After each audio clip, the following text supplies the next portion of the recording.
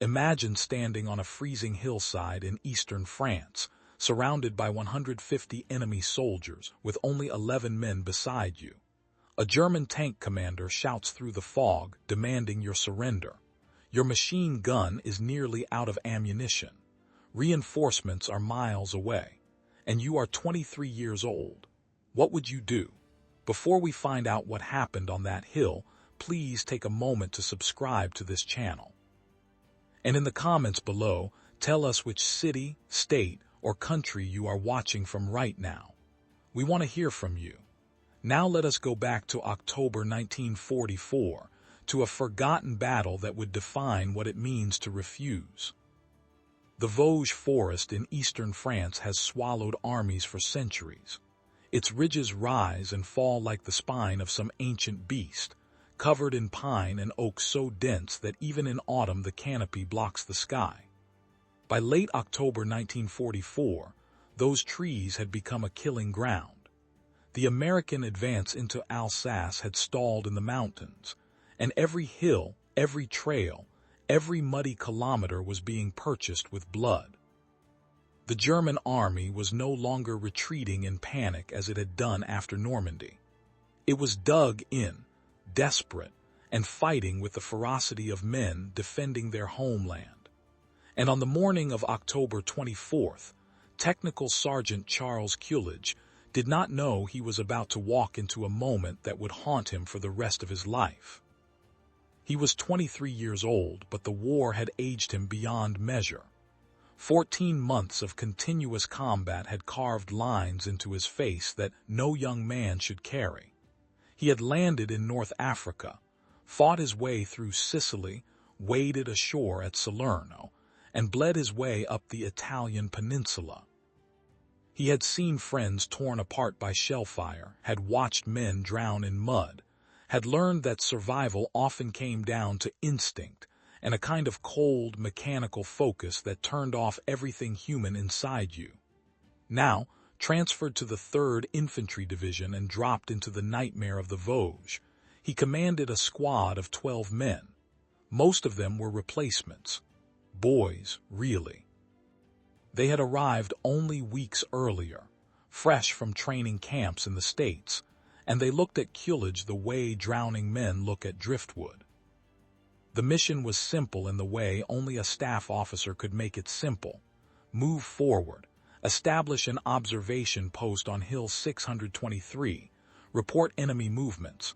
Do not engage unless necessary. It was reconnaissance, they said. A routine patrol. Culage knew better. There was no such thing as routine in the Vosges. The forest swallowed sound. Visibility dropped to meters in the fog. You could walk past an entire German company and never know it until the first shots cracked through the trees. Still, orders were orders, and so at dawn on October 24th, Culage led his 12 men up the slope into the mist. The hill was unremarkable, just another anonymous rise in an endless series of ridges, covered in pine and littered with the detritus of earlier fighting. Shell craters pocked the earth. Broken branches hung at strange angles. The ground was soft with rain and rot, and every step squelched in the mud. Culage positioned his men carefully. He placed the machine gun team on the forward slope with a clear field of fire down the main approach. He put riflemen on the flanks, spaced wide enough to cover the perimeter but close enough to support each other. He sent one man back down the trail to maintain contact with the company, and then they waited. The fog came in thick that morning, rolling up from the valleys like smoke. It turned the forest into a gray void where distance became meaningless and every sound felt amplified and distorted. Culage sat beside a tree, staring into the mist, listening. His men were quiet. Some were scared. He could see it in the way they gripped their rifles, the way their eyes darted at every rustle in the undergrowth. One of them, a replacement named Harris, kept licking his lips over and over as if his mouth had gone completely dry. Culage had seen that look before. It was the look of a man who had not yet learned how to be afraid without panicking. He would learn or he would die. There was no third option. Around mid-morning the sound came. Voices, German voices, not close but not far either, somewhere down the slope moving through the trees. Culage raised his hand and his men froze. The voices grew louder and then Culage saw them. Shadows in the fog moving uphill. Dozens of them, too many, far too many. He had walked his 12 men into the middle of a German assembly area, and now they were surrounded.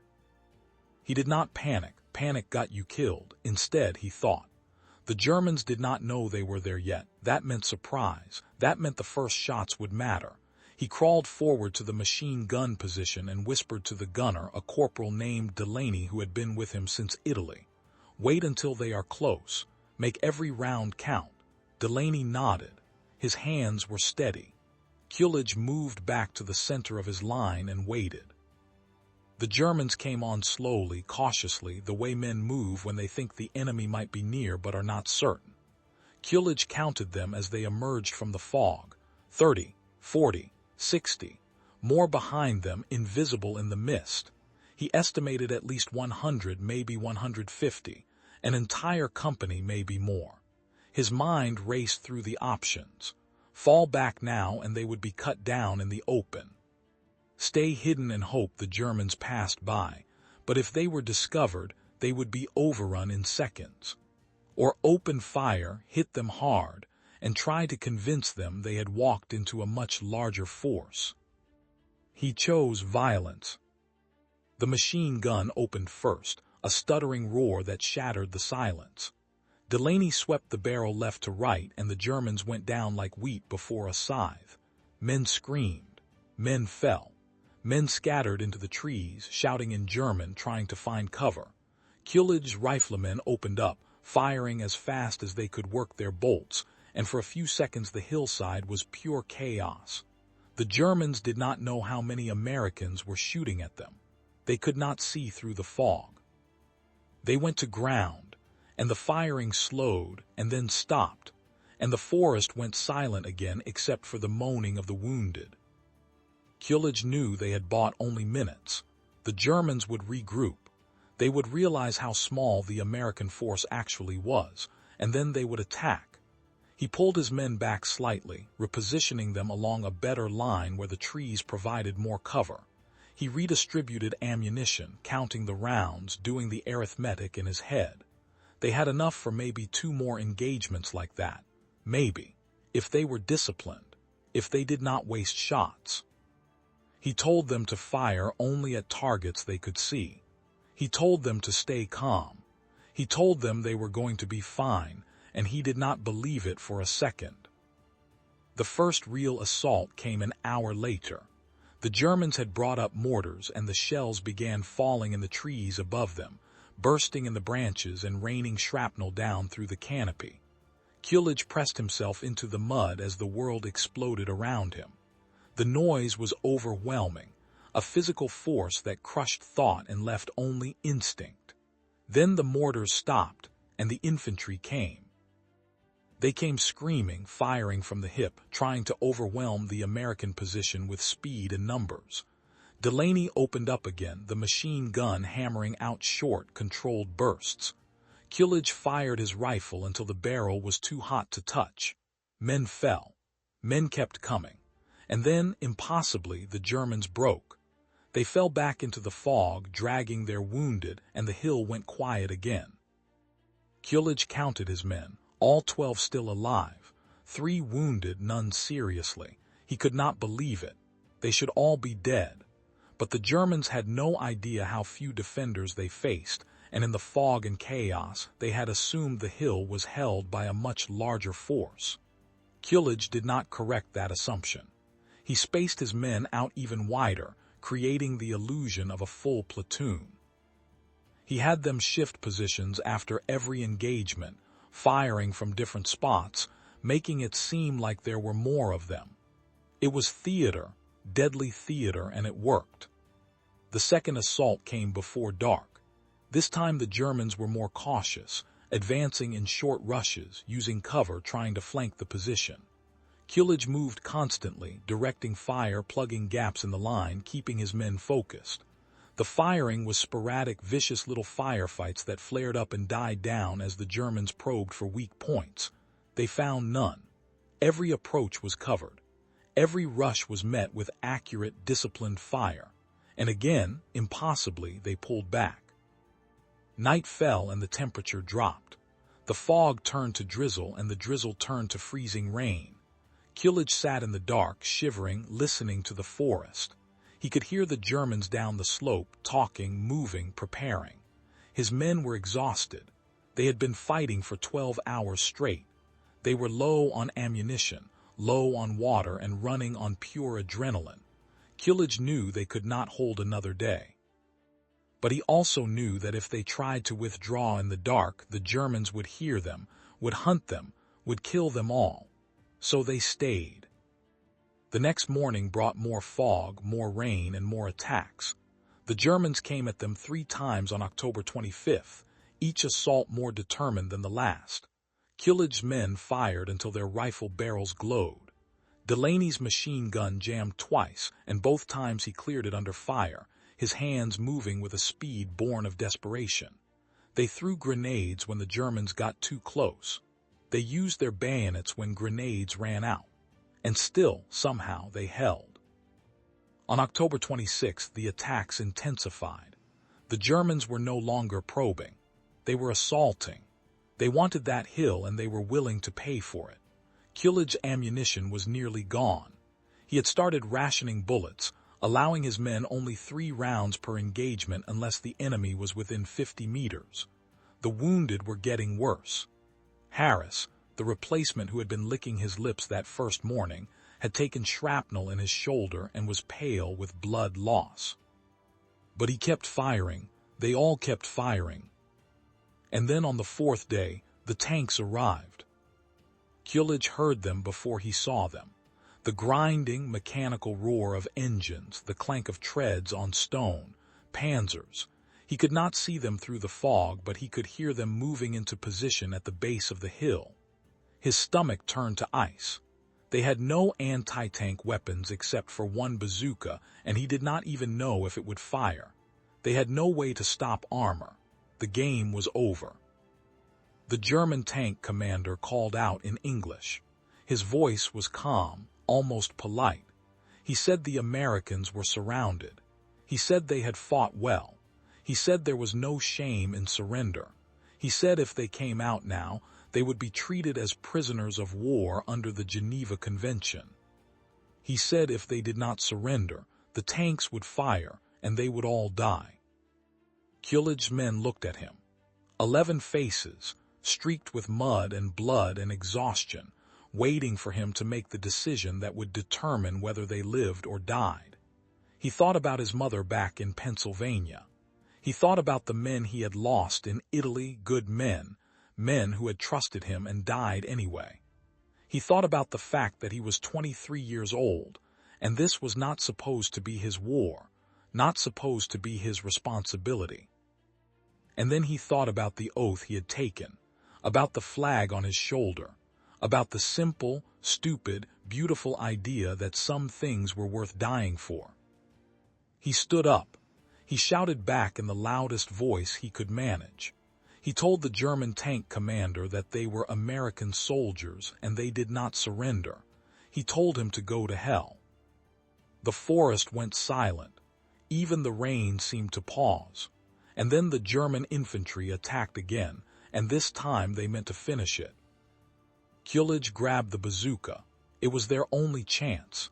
If he could hit one of the tanks, maybe it would buy them enough time to fall back. Maybe. He crawled forward to the edge of the tree line, loaded the rocket, and aimed at the nearest panzer. It was less than 100 meters away, a massive steel shape in the fog. He could see the commander in the turret looking directly at him. He squeezed the trigger. Nothing happened. The bazooka misfired. The rocket did not ignite. Culage stared at the weapon in disbelief, and then he heard the tank's machine gun open fire.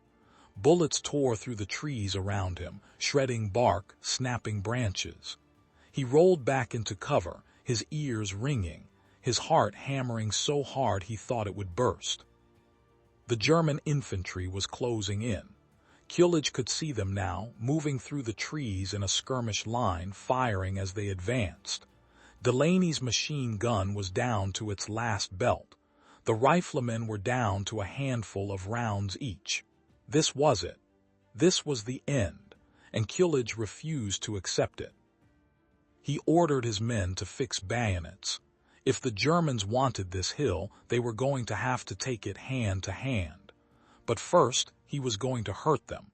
He pulled every grenade his men had left. 6 grenades. He told them to wait until the Germans were within 20 meters. He told them to throw on his command. And then he waited, counting the seconds, watching the enemy come closer, until he could see their faces, see the determination in their eyes, see the rifles leveled at his position. He shouted the command. 6 grenades arced through the air and exploded in the middle of the German line. Men screamed. Men fell. The assault broke apart, the survivors stumbling back into the fog, and for a few precious seconds the firing stopped. Culage did not wait. He knew they had maybe 2 minutes before the Germans reorganized and came again, and this time there would be no stopping them. He gave the order to withdraw, not a rout, not a panic. A fighting withdrawal, leapfrogging back through the trees, covering each other, moving as a unit. They left nothing behind. They carried their wounded. They took their weapons. And they moved fast. The Germans did not pursue immediately. Maybe they were too stunned. Maybe they thought it was a trap. Maybe they were just tired of dying on that godforsaken hill. Whatever the reason, Culage and his 12 men made it off Hill 623 and back to American lines. All 12 of them. After 96 hours of continuous combat, after facing more than 150 enemy soldiers, after being attacked by mortars and infantry and tanks, not a single one of Culage's men had been killed. When they reached the company command post, Culage made his report. He spoke in short, clipped sentences, his voice flat and emotionless. He told them about the accidental contact. He told them about the assaults. He told them about refusing the German surrender demand. He did not tell them he had been terrified. He did not tell them he had expected to die. He did not tell them about the nightmares that would wake him for the rest of his life, the faces of the men he had killed, the sound of that German tank commander's voice in the fog. His company commander listened in silence, and when Culage finished, he simply nodded and told him to get some rest. Culage walked back to his tent, sat down on his cot and started shaking. He shook for an hour, his body finally releasing all the fear and adrenaline he had kept locked inside for 4 days. And then he stopped shaking, and he cleaned his rifle, and he waited for the next mission. Months later, after the war in Europe had ended, Charles Culage was awarded the Medal of Honor for his actions on Hill 623. The citation praised his leadership, his courage, his refusal to surrender in the face of overwhelming odds. He attended the ceremony in dress uniform, shook hands with generals, and posed for photographs. And then he went home to Pennsylvania and never spoke about it again. He worked as a machinist, he married, he raised children. He lived a quiet, unremarkable life, and when people asked him about the war, he changed the subject. The medal sat in a drawer gathering dust because Charles Culage did not think he was a hero. He thought he was a man who had been put in an impossible situation and had simply tried to keep his soldiers alive. That was all. That was everything. He died in 2001, at the age of 80, surrounded by family. Most of his neighbors never knew he had won the Medal of Honor. Most of his coworkers never knew he had fought in the war. He had spent 56 years trying to forget Hill 623, trying to move past the fog and the fear, and the face of that German tank commander demanding surrender. But here is what he could never forget, and what we should never forget. In that moment, when survival meant surrender and pride meant death, Charles Culage chose principle over preservation. He chose the men beside him over the easy way out. He chose to stand when every rational calculation said he should kneel. And in doing so, he saved 12 lives and defined what leadership looks like when the world is on fire and there are no good options left. The hill itself is still there in the Vosges Forest, covered in trees, unmarked by monuments. The forest has reclaimed it. Hikers walk past it without knowing what happened there. The rain still falls. The fog still rolls up from the valleys. And somewhere in the soil, buried beneath decades of pine needles and rot, are the shell casings and shrapnel fragments from October 1944, the only physical evidence that 12 American soldiers once held that ground against impossible odds and refused to break. This is not a story about superhuman courage. Charles Culage was not a superhero. He was a machinist's son from a small town in Pennsylvania who got drafted and did his duty and tried to bring his men home alive. What makes his story extraordinary is not that he was special. It is that he was ordinary. He was tired. He was scared. He was 23 years old and surrounded by men who wanted to kill him. And he did the right thing anyway. That is the lesson of Hill 623. Not that heroes are born different from the rest of us, but that heroism is a choice we all face when the moment comes. It is the choice to do what is right when what is easy is staring you in the face. It is the choice to lead when you are terrified. It is the choice to stand when your knees are shaking and your ammunition is gone, and a German tank commander is offering you a way out. Charles Culage made that choice, and because he did, 12 men came home. 12 men who went on to live full lives, to raise families, to contribute to their communities, to grow old. All because a 23-year-old sergeant in the Vosges Forest refused to surrender. If this story moved you, if it made you think about courage and leadership and sacrifice, please take a moment to like this video. If you believe forgotten stories like this one deserve to be remembered, please subscribe to our channel. We are committed to bringing these moments of history back to life, to honoring the men and women who fought in the shadows and never sought recognition. And we want to hear from you. In the comments below, tell us, what would you have done in Culage's position? What does leadership mean to you? And please, tell us which city, state, or country you are watching from. We read every comment. We are grateful you are here, and we will see you in the next story.